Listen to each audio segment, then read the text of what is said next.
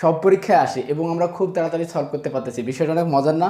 দেখো এই ব্যাপারটিতে বলা আছে 10 টাকায় 10টি ডিম কিনে 100 টাকায় 8টি ডিম বিক্রি করলে শতকরা কত লাভ হবে? ওকে, দেখো এখানে এই সূত্র যদি আমি ফলো করি, শতকরা লাভ সমান সমান ক্রয় সংখ্যা মাইনাস বিক্রয় সংখ্যা বাই হলো বিক্রয় সংখ্যা। তাহলে ক্রয় সংখ্যা আমাদের এখানে কত আছে?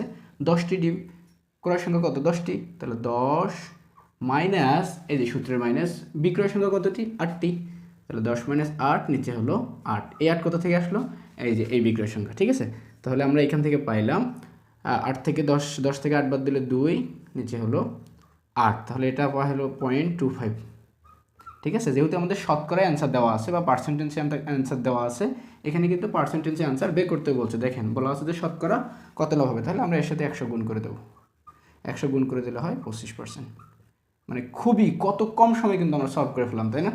এটাই হলো আমাদের অ্যান্সার। এরকম ম্যাথ এবং আপডেট পেতে চাইলে অবশ্যই আমাদের পেজটি ফলো এবং ইউটিউব থেকে দেখলে সাবস্ক্রাইব, একটি লাইক করে আমাদের সাথে থাকবেন।